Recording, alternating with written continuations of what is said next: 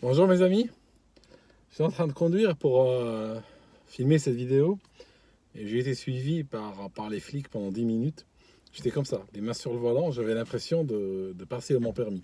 Ils font ça des fois, et puis après, s'ils n'aiment pas ta conduite, ils flashent le gyrophare derrière et puis tu sais que t'en as pour un petit moment. Ils l'ont fait une fois, mais là aujourd'hui, ils ont décidé de me laisser tomber après 10 minutes. Tout a commencé par un, vous savez, c'est une vieille caisse, hein. Je ne vous cache pas que ce genre de caisse, Rémi Julien en cassait des douzaines par film. Et j'avais mal enclenché la première. Et voilà, à un moment donné, j'ai démarré, puis il est repassé au neutre, hein, au point mort. Et je suis parti comme ça, quoi.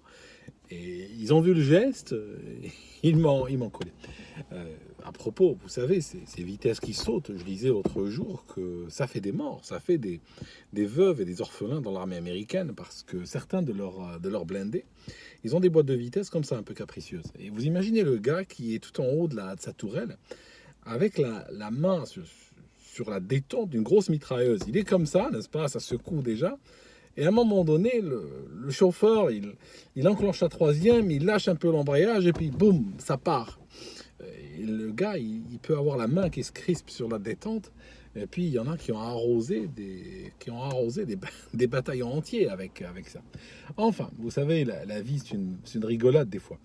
Euh, Aujourd'hui, ce matin, en lisant les news, il y a une nouvelle qui m'a frappé. Vous savez, c'était l'académie de médecine en France qui demande de faire le pari de l'accueil des migrants. Alors vous savez, moi je vais vous dire un truc. Moi je suis de la gauche, de ma sensibilité profonde en réalité. Même si des fois on a l'impression que je tiens un discours de droite, en réalité, au fond, je suis resté un marxiste. Au fond, je vois le monde sous la lutte des classes. Je fais partie de cette gauche authentique qui n'a pas abandonné la lutte des classes, qui n'a pas abandonné l'ouvrier, pour le remplacer par une lutte basée sur le genre, ou basée sur le sexe, ou basée sur la couleur de peau. On voit aujourd'hui la politique racialiste ou la politique du genre, etc., qui sont en réalité que des refuges ou des subterfuges adoptés par la gauche qui a abandonné ces vraies luttes. Alors, je vous dis un truc. Moi, j'aurais compris l'académie de médecine si ces migrants allaient occuper des postes de médecins. Si les professeurs et les médecins qui sont aux têtes des académies, des universités, des départements de médecine en France cessaient de pistonner leurs rejetants aux études de médecine et que mettaient à la place de leurs rejetants, qu'ils pistonnaient des migrants, je serais peut-être d'accord. Je serais peut-être d'accord. Mais le problème, c'est que ces migrants, ils vont occuper quelle niche écologique? Ils vont occuper la niche écologique, forcément pas celle des médecins. Les médecins vont correspondre à une classe sociale privilégiée, socio-économiquement privilégiée. Le migrant, si on fait le pari de son accueil, dans quelle classe il ira? Est-ce qu'il ira dans la classe des médecins? Non. Il ira dans la classe des gens qui travaillent chez Starbucks. Il ira des gens qui travaillent comme surveillants ou qui travaillent comme gardiens ou qui travaillent dans une aire d'autoroute la nuit ou qui travaillent dans un hôtel en tant que réceptionniste, etc. Voilà la niche écologique ou socio-économique qu'ils vont occuper. D'accord? Donc, ils iront faire de la compétition avec qui, à votre avis? Est-ce qu'ils iront ouvrir face aux rejetants du médecin? Est-ce qu'ils vont aller ouvrir un cabinet médical face à lui? Dans la même rue que lui prendre des patients? Non. Ils vont aller occuper les places et tirer les salaires vers le bas des membres les plus fragiles de la société déjà. D'accord? Et quand je dis les membres les plus fragiles de la société, je parle des membres établis, qu'ils soient d'origine étrangère, qu'ils soient noirs, qu'ils soient blancs, qu'ils soient français depuis 15 générations ou depuis 6 mois. Je parle en termes de classe sociale. Donc, ça me rappelle quand j'étais ado. Quand j'étais ado, il y avait quelqu'un de ma famille qui était un peu farceur. Et puis, on était dans le bus ensemble, il me faisait souvent cela. Il voyait une dame monter à l'autre bout du bus. On est assis à l'arrière, imaginez. Et puis, il voit une dame monter tout à l'avant du bus. Il va lui dire, Madame, venez, il y a une place, il y a une place. Et pendant qu'elle s'approche, il me dit, laisse ta place à la dame. Moi, tout le bus se retourne vers moi. Je fais quoi? je suis obligé de me lever, donc un peu, je ne sais pas quoi faire de moi-même, donc je me lève. Elle s'installe à ma place, et vous savez ce qu'elle fait? Dans 90% des cas, elle se retourne vers lui, elle le remercie. C'est moi qui ai cédé ma place, c'est lui qu'elle remercie. D'accord? Donc, les médecins, ils nous la jouent quoi ici? C'est pas eux qui sont en train de céder leur place. Non, non. Ils demandent aux gens les plus fragiles de la société, des gens qui vivent au SMIC et en dessous, ils leur demandent de céder la place aux migrants. Et puis le migrant se retourne vers le médecin et dit merci, merci de votre générosité. D'accord? C'est abominable ça, ce que je suis en train de vous raconter. Ça, c'est terrible. Ça, c'est terrible. J'étais venu pour autre chose aujourd'hui. J'étais venu complètement pour autre chose. Vous savez, je vais vous dire un truc. Je vais faire un raisonnement, je vais faire une construction intellectuelle. Alors, une construction intellectuelle, c'est un exercice mental. C'est pas censé être faux ou être vrai. On est au-delà de cela, on est au-delà du vrai et du faux. Il faut se méfier. L'esprit occidental est très cartésien, ce qui est bien quelque part, mais il faut faire gaffe. Il faut faire gaffe. Il faut se méfier de la raison dialectique, hein, parce que chez l'occidental, si dialectiquement j'arrive à présenter quelque chose et que dialectiquement ça sonne correct et que toutes les connexions logiques et tout sont là, il aura tendance à penser que c'est vrai. Alors c'est pas nécessairement vrai. Hein, je peux tout à fait inventer quelque chose, un concept, et puis avoir un système qui rationnellement se tient, mais ce n'est pas vrai sur le terrain. D'accord? Bon. Aujourd'hui, j'aimerais raisonner de la manière suivante. Vous savez qu'on peut tout à fait, dans une construction logique, euh, prendre quelque chose qui a l'air complètement irrationnel, l'accepter temporairement, construire à partir de là, la défactoriser à la fin, ça signifie la retirer et obtenir un résultat qui est valable. Intuitivement, ça n'a pas l'air vrai ce que je suis en train de dire. Intuitivement, ça n'a pas l'air correct ce que je suis en train de dire, mais en vérité, c'est vrai, ça marche. En mathématiques, on connaît l'ensemble des nombres complexes. C'est quoi le nombre complexe? On prend le nombre rationnel, on va leur adjoindre un élément, un seul élément. Et puis cet élément, il est tel que, au carré, on l'appelle i, comme imaginaire, élément imaginaire. Puis multiplié par lui-même, i fois i, eh bien i au carré égale moins 1. Il y a plein de gens, leurs cheveux vont s'hérisser sur la tête, mais quel élément? Je ne peux pas l'imaginer, moi. C'est pour ça qu'on l'appelle i, il est imaginaire. On ne peut pas l'imaginer, mais il s'appelle imaginaire. D'accord? Et puis, à partir de là, on va construire tout un certain nombre de raisonnements, de démonstrations. Et tout. Et à la fin, on enlève cet élément-là, et ce qu'on obtient est valable. Intuitivement, ça ne fait pas partie des fonctions naturelles de notre cerveau, mais dans la réalité, ça marche. Alors, aujourd'hui, j'aimerais vous dire un truc. Vous savez, pour le coronavirus, il y a 2-3 trucs qui me chiffonnent, et je vais faire une construction intellectuelle. Ne dites pas que c'est Aldostérone qui vous a dit ça dans une vidéo. Prenez-le à votre compte. Si vous le racontez en public ou autre, ne me citez pas, s'il vous plaît. Juste racontez-le, prenez-le à votre compte. D'accord? Je ne réclame pas des droits d'auteur sur ce qui va suivre. Alors, il y a un truc, moi, qui me chiffonne beaucoup. La princesse Diana. Vous allez me dire, il fait un hors-sujet. Il n'y a pas un hors-sujet dans le monde. Il n'y a pas un hors-sujet. Ça n'existe pas. J'ai toujours été chiffonné par cette idée de hors-sujet. J'étais étudiant et le prof te dit, ah oui, mais c'était un hors-sujet. Mais en fait, c'est pas un hors-sujet. Il n'y a pas d'hors-sujet. Du moment que tu es dans cet univers-là, il n'y a pas d'hors-sujet. Parce que tout est connecté à tout, en réalité. Donc, le hors-sujet n'existe pas. Mais laissez-moi parler, je vous dis un truc. La princesse Diana, elle embêtait la famille royale britannique. Elle est morte d'un accident de voiture à Paris. Vous savez, c'est le genre de truc que j'aime pas, moi. Parce que vous êtes des milliers à regarder cette vidéo. Est-ce que des fois, ça vous est arrivé dans la vie que quelqu'un vous emmerde, ou quelqu'un vous menace ou autre, et puis soudainement il meurt comme ça par accident? Ça n'arrive pas dans la vraie vie, ce genre de choses. Ça n'existe pas. C'est pour ça que les flics, quand il y a un mort, ils cherchent à qui profite le crime. Parce que c'est très rare de voir quelqu'un tellement chanceux, il a une telle providence, que lorsqu'il a intérêt à ce que quelqu'un meure, cette personne meurt toute seule. D'accord? Je n'ai rien dit de plus. La Chine et les États-Unis sont en guerre économique. Les États-Unis ont intérêt à ce que l'économie chinoise coule. comme par hasard, la Chine est frappée par le coronavirus et leur économie est en train d'aller à genoux. Comme par hasard. Une providence fait que les Américains ont tellement de chance que lorsqu'un pays les emmerde et que ce pays ne peuvent pas aller le bombarder façon Irak, qu'ils ne peuvent pas créer un changement de régime, qu'ils ne peuvent pas créer de subversion, ben, soudainement il y a un virus. Ça c'est un point. Deuxième point. Malgré tout ce qu'on a entendu sur le virus, il y a combien de morts en France? Il y en a 2. Je suis sûr que depuis l'histoire du coronavirus, il y a plus de personnes en France qui sont mortes en changeant une ampoule dans un endroit où il n'y a pas de différentiel, ou sont noyées malencontreusement dans une baignoire et tout, et puis on ne fait pas autant de bruit. Je sais que potentiellement ce virus est dangereux, je le sais. Mais ce qui m'intéresse moi, c'est ce qui est en bas de la facture. Combien de morts? Le nombre de morts ne m'impressionne pas. Peu importe les discours. Le nombre de morts ne me parle pas. D'accord. Pourtant, il y a beaucoup de morts où? Il y a beaucoup de morts en Chine. Prenons... Alors, je vais mettre mon élément imaginaire là. Je vais rajouter l'élément imaginaire et raisonner à partir de là.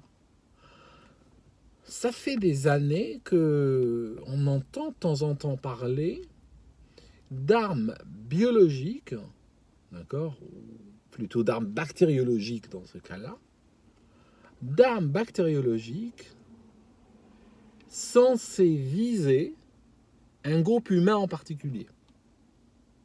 On a entendu parler à plusieurs reprises que des services secrets américains, entre autres, des laboratoires secrets qu'ils ont, des projets ultra secrets, je vous parle là de projets plus secrets que le secret, qui développeraient des armes bactériologiques visant un groupe humain en particulier. Par exemple, vous savez que les humains, nous avons de l'ADN, mais il y a des différences. Il y a chez certains groupes ethniques, d'ailleurs c'est souvent, on fait de la généalogie par la génétique, c'est qu'on sait qu'il y a certains marqueurs génétiques plus dominants chez un certain groupe. Donc, imaginons que les Chinois soient victimes d'une arme, et que cette arme vise de manière particulière les Chinois. Alors, ces armes, si elles existent, je ne sais pas si elles existent. Moi, j'ai entendu parler de ça depuis des années. Maintenant, est-ce qu'ils ont réussi à les fabriquer ou pas? J'en sais rien. Mais imaginons qu'ils aient réussi à les fabriquer. Ces armes-là sont aussi précises que l'ADN l'est. Alors, c'est vrai que si on va chercher dans ton ADN, même si tu n'es pas chinois, tu n'as pas de famille chinoise, peut-être qu'on peut trouver un fragment d'ADN d'un ancien ancêtre chinois. Peut-être. Ce qui explique que certains occidentaux, très faible nombre, parce que les occidentaux ne se sont pas beaucoup croisés avec les Chinois. D'accord? Il n'y a pas eu beaucoup de croisements en termes de migration de peuples et tout ça, en termes d'échanges. Ça reste très faible. Donc, ça signifie que si quelqu'un veut viser les Chinois, en se basant sur leur génome, il arriverait à fabriquer une arme, je dirais, qui serait 99%, peut-être même 99,9% précise. Ça signifie qu'elle les viserait eux, avec peut-être très peu de dégâts collatéraux en dehors de ce groupe humain-là. Les Russes, par exemple, la Russie qui s'étale jusqu'à la Mongolie et au-delà, ont eu plus d'échanges avec les Chinois. Ce qui a obligé Poutine très rapidement à bloquer tous les échanges avec la Chine. Les Chinois n'ont pas le droit d'aller en Russie, du tout. Ils avaient des semaines que c'est comme ça. Ça signifie que les Russes seraient plus susceptibles à une telle arme pour tenter qu'elle existe. Moi, je ne suis pas en train de dire qu'elle existe. Je fais une construction intellectuelle. Alors, on connaît cette histoire qui a été publiée l'année dernière de scientifiques de Wuhan qui étaient en échange au Canada, un prof, son épouse prof aussi, des étudiants chinois, et nous connaissons les alarmes des services de renseignement qui sortent régulièrement en disant faites gaffe, si vous êtes des entreprises, des centres de recherche, des universités, faites gaffe à des espions chinois qui se déguisent sous un extérieur de stagiaires, de profs, d'étudiants, mais qui sont là en réalité pour prendre des secrets. Et on sait que ce couple de profs et leurs étudiants ont été virés en juillet du Canada d'un laboratoire de virologie niveau 4 parce qu'ils auraient transmis des choses vers leur pays d'origine, vers Wuhan. Wuhan, où il y a un laboratoire de virologie niveau 4 qui a été construit, entre autres, par l'entremise de la France. Ok. Alors, mon idée la voici. Si les Américains avaient logé, parce qu'il y a un service de contre-espionnage très puissant, s'ils avaient logé ces Chinois qui étaient au Canada, au moment où ils avaient posé le pied au Canada, s'ils savaient que c'était des espions, et qu'ils étaient là pour voler des trucs.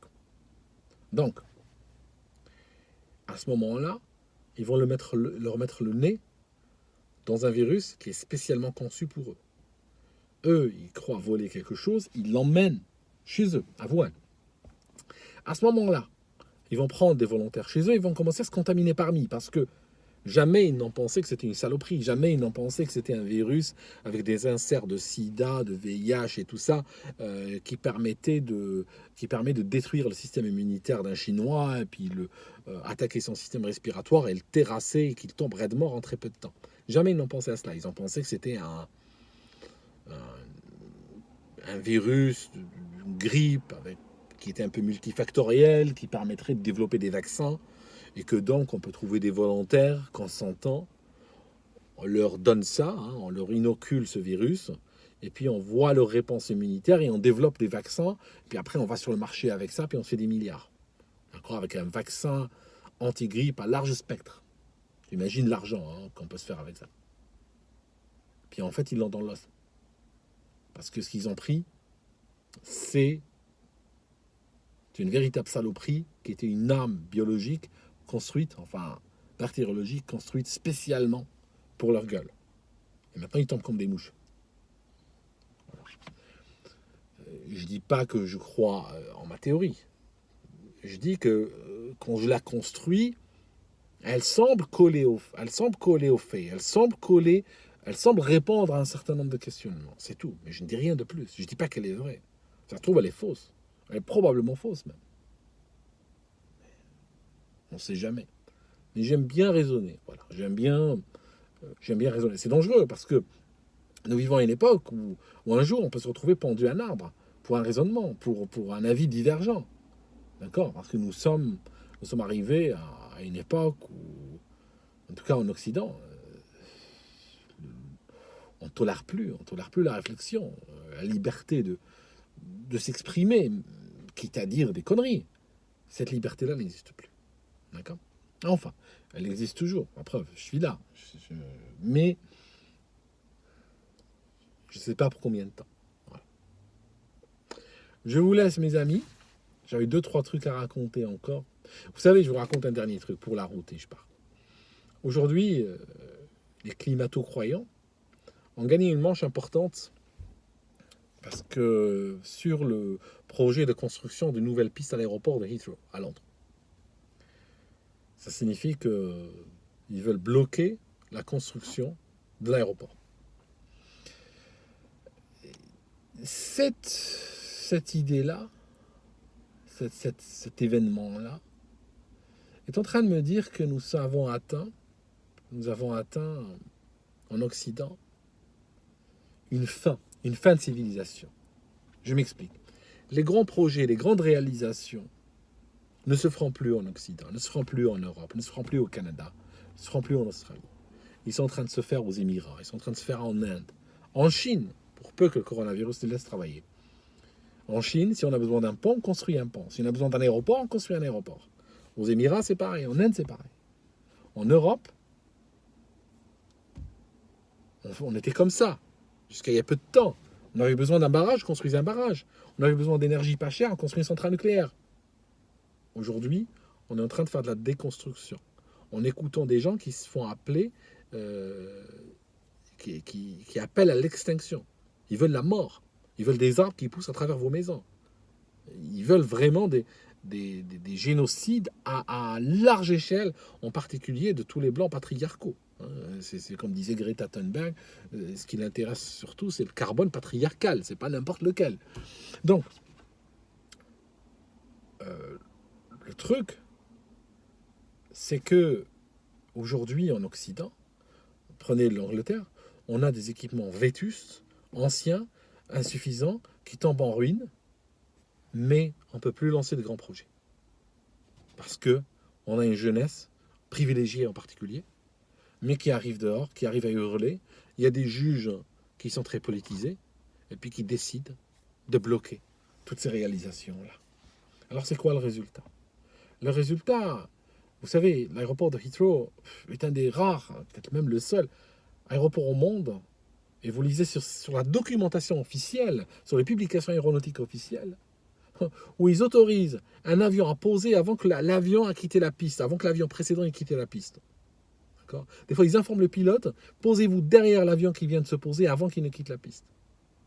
Et gardez le visuel sur lui. Ça signifie que c'est les pilotes qui doivent assurer leur séparation. Alors, ils ne le font pas, si on arrive, s'il fait gris, s'il n'y a pas de visibilité et tout, mais ils sont à ce point.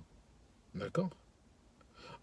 Ils annoncent aux pilotes, ils obligent les pilotes, ils leur disent attention, dès que celui-là, il met les gaz, vous vous alignez derrière, vous vous attendez.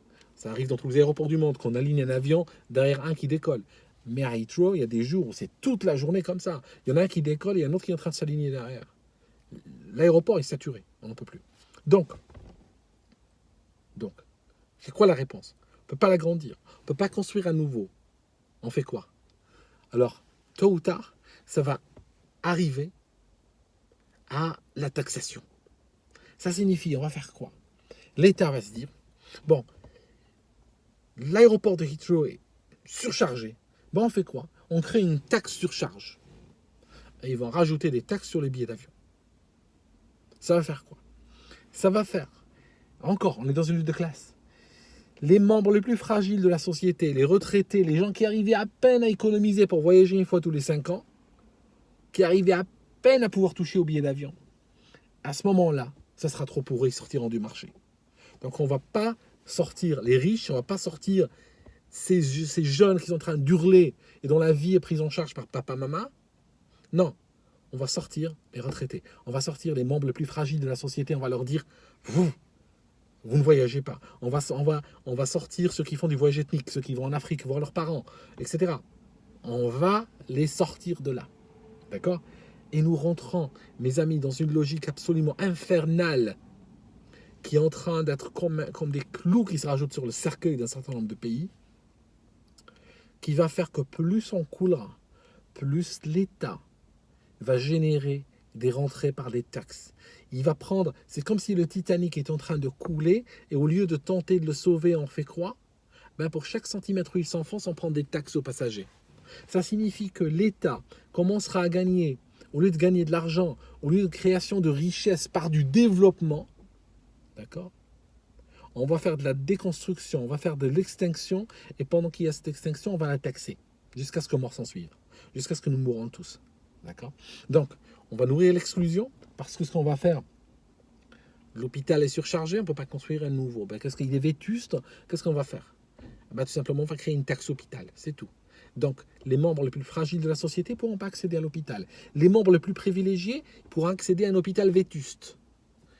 Pareil, les membres les plus privilégiés de la société pourront accéder à un aéroport dépassé, pourri, ancien, surchargé, des files d'attente énormes, des vols en retard. Mais ils seront privilégiés, ils pourront y accéder. Les autres pourront même pas le voir. Ok? Voilà où nous sommes. Nous sommes en train d'aller vers ça. C'est extrêmement dangereux.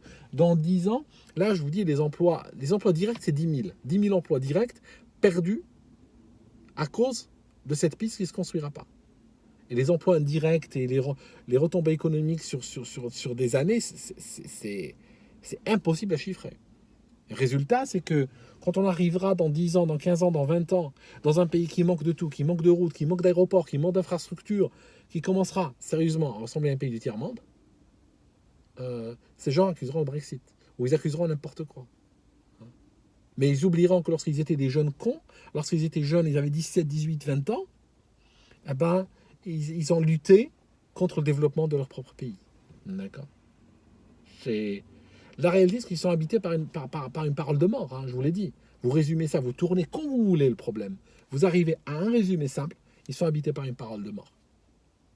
Ils sont tout pour la déconstruction, ils sont pour la sexualité non reproductive, ils sont pour la stérilité, ils sont pour tout ce qui permet de les ramener vers l'arrière, les empêcher d'évoluer, les empêcher de vivre, ils sont contents. D'accord ? Donc on va transmettre aux générations futures un pays vétuste, ancien, sans équipement, et puis où tout est surtaxé, où c'est seulement les privilégiés qui touchent à la chose. D'accord ? Allez, je vous laisse mes amis.